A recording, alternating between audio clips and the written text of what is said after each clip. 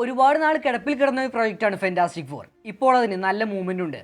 കാസ്റ്റിനെ confirm ചെയ്ത് കൂടാതെ ഒരുപാട് വൈകാതെ ഷൂട്ടിങ്ങും തുടങ്ങും. ഇവിടെ ഏറ്റവും കൂടുതൽ നിലനിൽക്കുന്ന ഒരു ചോദ്യം ആരാണ് ഈ ഒരു മൂവിയിലെ വില്ലൻ എന്നുള്ളതാണ്. എങ്കിലും ഗാലക്ടസ് ആയിരിക്കും വില്ലനായി വരാൻ പോകുന്നതെന്ന് ഏറെക്കുറെ ഉറപ്പിക്കാൻ സാധിക്കും. റീസെൻ്റായിട്ട് റാഫിൻസണിനെ ഈ ഒരു മൂവിയിലേക്ക് വേണ്ടി കാസ്റ്റ് ചെയ്തിട്ടുണ്ടായിരുന്നു. ആക്ച്വലി ഏത് റോളിലേക്കാണെന്നൊന്നും റിവീൽഡ് അല്ല, എങ്കിലും ഗാലക്ടസ് ആണെന്നാണ് റൂമർ ഉള്ളത്. ഏത് ക്യാരക്ടറാണെന്ന് കുറച്ചുകൂടി കഴിഞ്ഞാൽ നമുക്ക് അറിയാൻ സാധിക്കുമെന്ന് തോന്നുന്നു. നിലവിൽ ഗാലക്ടസ് ഈ ഒരു മൂവിയിൽ വില്ലനായി വന്നാൽ ഏത് തരത്തിലുള്ള റോളായിരിക്കും ഈ ഒരു ക്യാരക്ടറിന് കൊടുക്കാൻ പോകുന്നത്, അല്ലെങ്കിൽ MCUവിൽ ആ ഒരു ക്യാരക്ടർ എങ്ങനെ ഫിറ്റ് ആവും, ഇതിനെക്കുറിച്ചൊക്കെയാണ് ഇന്ന് നമ്മൾ നോക്കാൻ പോകുന്നത്. ഇതുവരെ നമുക്ക് കിട്ടിയ ലൈവ് ആക്ഷനിൽ ഒരു സ്ഥലത്ത് മാത്രമേ ഗാലക്ടസിനെ കാണിച്ചിട്ടുണ്ടായിരുന്നുള്ളൂ. Rise of the Silver Surfer മൂവിയിലാണ് ഗാലക്ടസിനെ അവസാനമായും ആദ്യമായും കാണിച്ചിട്ടുണ്ടായിരുന്നത്. അതും ഗാലക്ടസിനെ അതിൻ്റെ ഫുൾ ഫോമിൽ കാണിച്ചിട്ടില്ലായിരുന്നു, ഒരു ക്ലൗഡ് ടൈപ്പ് ഫിഗർ ആയിട്ടാണ് കാണിച്ചിട്ടുണ്ടായിരുന്നത്. ഫാൻസിനാണെങ്കിലും അതന്ന് അക്സെപ്റ്റ് ചെയ്യാൻ സാധിച്ചിട്ടുണ്ടായിരുന്നില്ല. എന്നാൽ ഇവിടെ നമ്മൾ കാണാൻ പോകുന്നത് നമ്മൾ കോമിക്സിൽ കണ്ടിട്ടുള്ള ക്യാരക്ടറിനെ ആയിരിക്കും. പക്ഷേ ഇത്രയും വലിയൊരു വില്ലിനെ കാണിക്കുമ്പോൾ ഒരു മൂവിയിൽ മാത്രമായിട്ട് കാണിക്കാൻ പറ്റില്ല. കാരണം മൾട്ടിവേഴ്സ് സാഗയിലെ തന്നെ ഏറ്റവും വലിയ ത്രെറ്റായിട്ട് കാണാൻ സാധിക്കുന്ന ഒരു ക്യാരക്ടറാണ് ഗാലക്ടസ്. ഇനി ആൻഡ്മാനിൽ കാങ് ദ കോൺക്കറിനെ കൊണ്ടുവന്ന ഒരു മൂലയ്ക്ക് ഇരുത്തിയതുപോലെയാവും. ആവാണ്ടിരുന്നത് മതിയായിരുന്നു. ഗാലക്ടസ് ഒരു പ്ലാനറ്റ് ഈറ്ററാണ്. പ്ലാനറ്റ് ഈറ്റർ എന്ന് വെറുതെ പറഞ്ഞാൽ പോരാ, the cosmic planet eater. Marvel കോമിക്സിലെ തന്നെ എക്കാലത്തെയും ബിഗ്ഗസ്റ്റ് വില്ലന്മാരിലൊരാളാണ് ഗാലക്ടസ്. ഈ ഏൻഷ്യൻ ബീങ് ലോകത്തിലെ കോസ്മിക് പ്ലാനറ്റിനെ കണ്ടെത്തി അതിനെ കൺസ്യൂം ചെയ്താണ് സർവൈവ് ചെയ്യുന്നത്. ഗാലക്ടസിനെ ആദ്യം ഇൻട്രൊഡ്യൂസ് ചെയ്യുന്നത് ഫെൻറ്റാസ്റ്റിക് ഫോർ കോമിക്സിലാണ്. അതായത് ഗാലക്ടസ് കോമിക്സിൽ ഫസ്റ്റ് ടൈം ഫൈറ്റ് ചെയ്തത് ഫെൻറ്റാസ്റ്റിക് ഫോറിനെതിരെയായിരുന്നു. ആ ഒരു കോമിക്സ് ഇറങ്ങിയത് 1966-ലാണ്. ഈ മൂവിയുടെ കഥ നടക്കുന്നത് 1960s-ലാണ്. ഇനി ഇത് രണ്ടും കണക്ട് ചെയ്താണോ കൊണ്ടുവരുന്നതെന്നറിയില്ല. മേ ബി കോഇൻസിഡൻസ് ആയിരിക്കാം, അല്ലെങ്കിൽ കോമിക്സിൽ ഗാലക്ടസിനെ ഇൻട്രൊഡ്യൂസ് ചെയ്ത കാലഘട്ടത്തിൽ വെച്ച് തന്നെ ലൈവ് ആക്ഷനായിട്ടും ഇൻട്രൊഡ്യൂസ് ചെയ്യാനുമാവാം. എർത്തിനെ കൺസ്യൂം ചെയ്യാൻ പ്ലാൻ ചെയ്യുന്ന ഗാലക്ടസിനെതിരെ ഫെൻറ്റാസ്റ്റിക് ഫോറും ഗാലക്ടസിന്റെ ഫോർമർ ഹെറാൾഡായിരുന്ന നോറിൻ റാഡിന്റെ സിൽവർ സർഫറും ചേർന്ന് ഗാലക്ടസിനെതിരെ നിൽക്കുന്നതാണ് ഈ ഒരു കഥയുടെ പ്രമേയം. തുടർന്ന് അവർ ഗാലക്ടസിനെ തോൽപ്പിക്കുകയും എർത്തിനെ രക്ഷിക്കുകയും ചെയ്യുന്നു. ഇവിടെ ഏത് സ്റ്റോറിയാണ് ഫോക്കസ് ചെയ്യാൻ പോകുന്നതെന്ന് അറിയില്ല, കാരണം മൂവിയിൽ അപ്പിയറൻസ് നടത്തുന്നത് ഷാലബലിന്റെ സിൽവർ സർഫറാണ്. ആ ഒരു സ്റ്റോറിക്കും ഗാലക്ടസായി കണക്ഷനും ഉണ്ട്. കൂടാതെ ഈ ഒരു സ്റ്റോറി MCUയുടെ കറന്റ് സിറ്റുവേഷനായിട്ട് കണക്ട് ചെയ്യാനും സാധിക്കും. അങ്ങനെ നോക്കുമ്പോൾ ആ ഒരു കഥയെ ഇൻസ്പിറേഷൻ എടുക്കാൻ സാധ്യതകൾ ഏറെയാണ്. അല്ലെങ്കിൽ ഞാൻ നേരത്തെ പറഞ്ഞതുപോലെ ഗാലക്ടസിൻ്റെ ഡെബ്യൂട്ട് സ്റ്റോറിയെ ഫോക്കസ് ചെയ്ത് ഫീമെയിൽ സിൽവർ സർഫറിനെ വെച്ച് റീപ്ലേസ് ചെയ്ത് ആ ഒരു സ്റ്റോറി മുമ്പോട്ട് കൊണ്ടുപോകാവുന്നതാണ്. അതുമല്ലെങ്കിൽ ഒരു സെപ്പറേറ്റ് ആർക്കും ഗാലക്ടസിന് ഈ ഒരു മൂവിയിൽ കൊടുക്കാൻ സാധിക്കും. കോമിക്സിൽ ഗാലക്ടസിൻ്റെ ഹെറാൾഡായിരുന്ന സിൽവർ സർഫറിൻ്റെ ഏറ്റവും വലിയ ഡ്യൂട്ടി എന്താണെന്ന് വെച്ചാൽ യൂണിവേഴ്സ് ട്രാവൽ ചെയ്ത് ഗാലക്ടസിന് കൺസ്യൂം ചെയ്യാൻ പറ്റിയ വേൾഡ്സ് കണ്ടുപിടിക്കലാണ്. എന്നാൽ ഇവിടെ ആ ഒരു ഡ്യൂട്ടി ലഭിക്കുന്നത് ഷാലബലിൻ്റെ സിൽവർ സർഫറിനായിരിക്കും. ചിലപ്പോൾ കോമിക്കൽ സ്റ്റോറി പോലെ തന്നെ ഷാലബൽ ഗാലക്ടസിന് കൺസ്യൂം ചെയ്യാൻ പറ്റിയ വേൾഡ് അന്വേഷിച്ച് എർത്തിൽ വരികയും എന്നാൽ പിന്നീട് ഫെൻറ്റാസ്റ്റിക് ഫോറിൻ്റെ കൂടെ ചേർന്ന് ഗാലക്ടസിനെ എതിർക്കുന്നതുമായിരിക്കാം സ്റ്റോറി.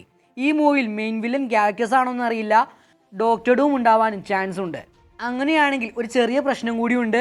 എന്താണെന്ന് വെച്ചാൽ Fantastic Four Rise of the Silver സർഫറിൽ കാണിച്ചതും ഇതേ സ്റ്റോറിയാണ്. ഈ മൂവി ഫെൻറ്റാസ്റ്റിക് ഫോറിന് ഒരു ഒറിജിനൽ സ്റ്റോറി ആയിരിക്കില്ല കൊടുക്കാൻ പോകുന്നത്. പകരം ഇവർ ആ ഒരു യൂണിവേഴ്സിൽ എസ്റ്റാബ്ലിഷ്ഡ് ആയിട്ടുള്ള ഹീറോസ് ആണ്. അവരുടെ കരിയറിൽ അവർ ഫേസ് ചെയ്യുന്ന ഒരു വലിയ ത്രെറ്റിൻ്റെ കഥയായിരിക്കും ഈ ഒരു സിനിമ. ഓൾറെഡി ഈ കഥയിൽ മൂവി വന്നിട്ടുള്ളത് കൊണ്ട് തന്നെ വീണ്ടും ആ ഒരു സ്റ്റോറി പൊടി തട്ടി എടുക്കുമോ എന്നതും ഒരു ഡൗട്ടുള്ള കാര്യമാണ്. വേണമെങ്കിൽ ബേസ് പ്ലോട്ട് ഇത് തന്നെ കൊടുത്തിട്ട് ഒരു ഡിഫറൻറ്റ് സ്ക്രീൻ പ്ലേയിൽ കഥ പറയാവുന്നതാണ്. ഈ സിനിമയ്ക്ക് എന്ത് കഥയാണ് മാർവൽ പ്ലാൻ ചെയ്തിരിക്കുന്നതെന്ന് കണ്ടു തന്നെ അറിയണം. ഫെൻറ്റാസ്റ്റിക് ഫോറിൻ്റെ ഒപ്പം ഗാലക്ടസും നമ്മുടെ യൂണിവേഴ്സിലേക്ക് വരുമോ എന്നറിയില്ല, കൊണ്ടുവരാവുന്നതാണ്. വേറെ യൂണിവേഴ്സിൽ അത്രയും ഹൈപ്പ് കൊടുത്ത് ഗാലക്ടസിനെ ഇൻട്രൊഡ്യൂസ് ചെയ്തിട്ട് MCUവിൽ വേറെ ഗാലക്ടസിനെ ഇൻട്രൊഡ്യൂസ് ചെയ്യുമോ എന്നും ഡൗട്ടുണ്ട്. അതുപോലെ ഫെൻറ്റാസ്റ്റിക് ഫോർ ഈ ഒരു മൂവിക്ക് ശേഷം MCUവിൽ എത്തുമോ എന്നതും ഉറപ്പിച്ച് പറയാൻ പറ്റില്ല. വേണമെങ്കിൽ അവർക്കതൊരു സെപ്പറേറ്റ് യൂണിവേഴ്സായി കീപ്പ് ചെയ്ത് ഫെൻറ്റാസ്റ്റിക് ഫോറിന് അടിപൊളി സ്റ്റോറീസ് ആ ഒരു യൂണിവേഴ്സിൽ പറഞ്ഞു പോകാവുന്നതേ ഉള്ളൂ. എക്സ്മെനും ഈ ഒരു ഫോർമാറ്റ് ഫോക്കസ് ചെയ്യാൻ സാധിക്കും. പക്ഷേ മോണിക്ക ഇപ്പോൾ ആ ഒരു യൂണിവേഴ്സിൽ ഉള്ളതുകൊണ്ട് തന്നെ MCUവിലേക്ക് കണക്ഷൻ ഇട്ട് കൊണ്ടുപോകാനാണ് സാധ്യത കൂടുതൽ. പോസിബിളി ഫ്യൂച്ചറിൽ മൾട്ടിവേഴ്സ് ട്രാവൽ കോമൺ ആയി കാണിക്കുമായിരിക്കാം. അതായത് എക്സ്മെൻ ഫെൻറ്റാസ്റ്റിക് ഫോർ പോലുള്ള സ്റ്റോറി സെപ്പറേറ്റ് യൂണിവേഴ്സിൽ പറഞ്ഞിട്ട് അതിനോടൊപ്പം മൾട്ടിവേഴ്സ് ട്രാവൽ കാണിച്ച് ക്രോസ് ഓവറിനായി ഹീറോസിനെ പരസ്പരം മീറ്റ് ചെയ്യിപ്പിച്ച സ്റ്റോറി പറയാം. അങ്ങനെ പറയുകയാണെങ്കിൽ മാറ്റി കാണിക്കാൻ പോകുന്ന യൂണിവേഴ്സിന് സെപ്പറേറ്റ് ഐഡൻറ്റിറ്റി ഉണ്ടാവും. അത് ത്രൂ ഒരു വലിയ മൾട്ടിവേഴ്സിൽ ഈവൻ പ്ലാൻ ചെയ്ത് ഹീറോസിനെ എല്ലാവരെയും മൾട്ടിവേഴ്സിൽ നിന്ന് യൂണൈറ്റ് ചെയ്ത് വില്ലിനെതിരെ കൊണ്ടുവന്ന് നിർത്താം. അങ്ങനെയൊക്കെ കാണിച്ചാൽ അത് വേറൊരു ലെവൽ ഈവൻ്റ് ആയിരിക്കും. ഫോർ എക്സാമ്പിൾ സീക്രട്ട് വാഴ്സിൽ ഒരു വലിയ ഇൻകേഷൻ നടന്ന് ഗോഡ് എംപറഡിയും ഒരു യൂണിവേഴ്സിനെ ഉണ്ടാക്കി അതിൻ്റെ ഓൾമേറ്റിയായി മാറുന്നു. എന്നാൽ ഇൻകേഷനെ സർവൈവ് ചെയ്യുന്ന ഒരു കൂട്ടം മൾട്ടിവേഴ്സൽ ഹീറോസ് വീണ്ടും യൂണൈറ്റായി ഡൂമിനെതിരെ നിൽക്കുന്നു. അങ്ങനെയൊക്കെ കൊണ്ടുവരാണെങ്കിൽ നൈസായിരിക്കും. ഫെൻറ്റാസ്റ്റിക് ഫോറിനെ എങ്ങനെയാണ് കാണിക്കാൻ പോകുന്നതെന്ന് അറിയില്ല. ആ ഒരു യൂണിവേഴ്സിൽ തന്നെ നിർത്തി കാണിക്കുമോ അതോ MCUവിൽ കൊണ്ടുവരുമോ എന്ന് കണ്ടു തന്നെ അറിയണം. MCUവിലേക്ക് കൊണ്ടുവന്നാൽ ഗാലക്ടസിൽ പറയാൻ ഒരുപാട് കഥയുണ്ട്. അതിലൊന്നാണ് സെലസ്റ്റിയൽസ്. ഗാലക്ടസ് ഒരു വില്ലനാണെന്നുള്ളത് ശരി തന്നെ, പക്ഷേ കോമിക്സിൽ ഒന്നിൽ കൂടുതൽ തവണ ഗാലക്ടസ് ഹീറോസിൻ്റെ സൈഡ് ചേർന്ന് ഫൈറ്റ് ചെയ്തിട്ടുണ്ട്. അതായത് ഗാലക്ടസ് സെലസ്റ്റിയൽസിനെതിരെ നിൽക്കുന്നത് നമുക്ക് കോമിക്സിൽ കാണാൻ സാധിക്കും. അത് ഇവിടെയും കൊണ്ടുവരാൻ സാധിക്കും. കോമിക്സിൽ ഒരു ഘട്ടത്തിൽ ഗാലക്ടസ് ഫെൻറ്റാസ്റ്റിക് ഫോറിൻ്റെ കൂടെ ടീമായി നിൽക്കുന്നുണ്ട്. അവിടെ ഒരു ഇൻ്റർ ഗാലക്റ്റിക് വാർ നടക്കുകയാണ്. അതിൽ ക്രീ, ഇൻഹ്യൂമൻസ്, അനൈലേഷൻ വേവ് എല്ലാം ഉണ്ട്. ഹീറോസിനെ കൊണ്ടും ഫെൻറ്റാസ്റ്റിക് ഫോറിനെ കൊണ്ടും അത് ഹാൻഡിൽ ചെയ്യാൻ പറ്റാത്തൊരു സിറ്റുവേഷൻ വരുമ്പോൾ ഫെൻറ്റാസ്റ്റിക് ഫോർ ഗാലക്ടസിനെ ഹെൽപ്പിന് വിളിക്കുന്നു. എർത്തിനെ നോക്കി ഒരു വലിയ ത്രെറ്റ് വരുന്നുണ്ടെന്ന് ഗാലക്ടസിനെ അറിയാം. അതുകൊണ്ട് തന്നെ ആ ഒരു ലോകം നശിക്കാതിരിക്കാൻ ഗാലക്ടസ് റിച്ചാർഡ്സിന് ആർക്കെന്നൊരു ഡിവൈസ് കൊടുക്കും. ശേഷം ഗാലക്ടസ് എത്തിയേ തീരുമെന്നൊരു ഘട്ടത്തിൽ ആ ഒരു ഡിവൈസ് യൂസ് ചെയ്യാൻ പറയുന്നു. സോ അങ്ങനെ ഒരു ഘട്ടത്തിലാണ് അവർ ഗാലക്ടസിനെ വിളിച്ചു വരുത്തുന്നത്. അങ്ങനെ ഒരു സിറ്റുവേഷനിലാണ് എല്ലാവരെയും ഇല്ലാതാക്കാൻ ദ മാഡ് സെലസ്റ്റിയൽസ് എത്തുന്നത്. ഈ ഒരു വലിയ ത്രെറ്റിനെ കുറിച്ച് തന്നെയാണ് ഗാലക്ടസ് ഉദ്ദേശിച്ചതും. അവർ മൾട്ടിവേഴ്സിനെ കോൺക്വർ ചെയ്ത് നടക്കുന്നവരാണ്.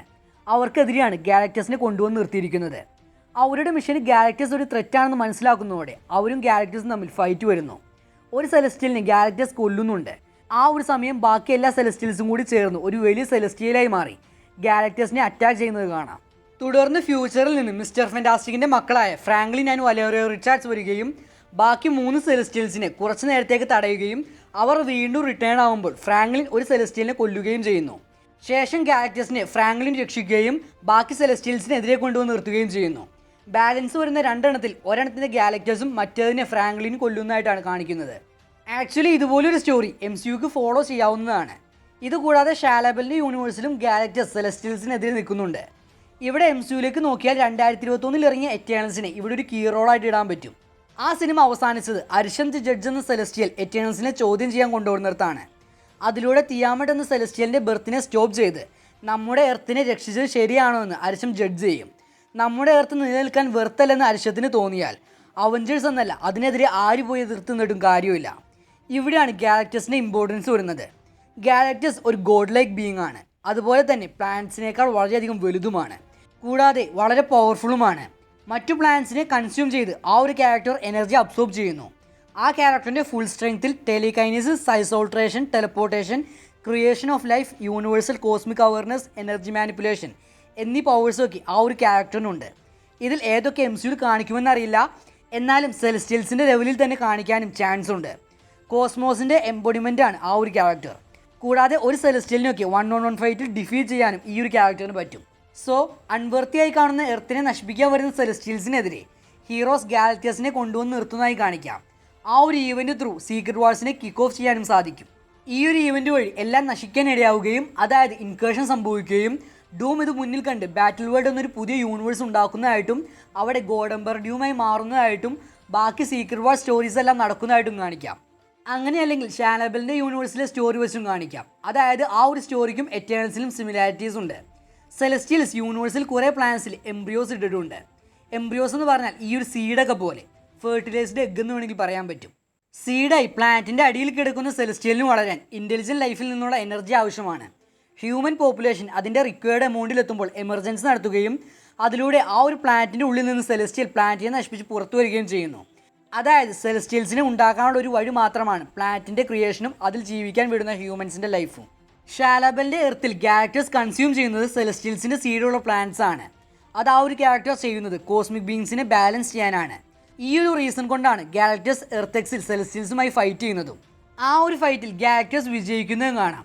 എന്നാൽ ആ ഒരു സമയത്തുണ്ടായിരുന്ന ഒരു സിൽവർ സർഫറായ ഷാലബലിനെ ഗാലക്ടസിന് നഷ്ടപ്പെടുന്നു.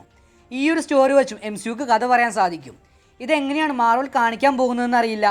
ഈ ഒരു തിയറി വെച്ച് ഗാലക്ടസ് പുതിയ ഫെൻറ്റാസ്റ്റിക് ഫോർ യൂണിവേഴ്സിലെ കോസ്മിക് ബീങ്സിനെ ബാലൻസ് ആക്കുകയും ശേഷം MCUയിലേക്ക് വരികയും ചെയ്യുന്നതായി കാണിക്കാം. അതായത് ഗാലക്ടസിൻ്റെ അൾട്ടിമേറ്റ് ടീം സെലസ്റ്റിയൽസിൻ്റെ കൂടെ ഫൈറ്റ് ചെയ്യുക എന്നതായിട്ട് കാണിച്ചു കൊണ്ടുപോകാം. നിലവിൽ എറ്റേണൽസിൻ്റെ ബാക്കി എന്താണെന്ന് നമുക്കറിയില്ല. സോ ഇത് ഡയറക്റ്റായിട്ട് കണക്ട് ചെയ്ത് വിടാവുന്നതേ ഉള്ളൂ. MCUയിലേക്ക് ഗാലക്ടസിനെ കണക്ട് ചെയ്യാനായിട്ട് എനിക്ക് തോന്നുന്നത് ഇത്രയും വഴികളൊക്കെയാണ്. നിങ്ങൾക്ക് ഇതല്ലാതെ എന്തെങ്കിലും ഒരു ഓപ്ഷൻ ഉണ്ടെങ്കിൽ കമൻറ്റ് ചെയ്യാവുന്നതാണ്. See you next time in the video guys. This is CG signing off.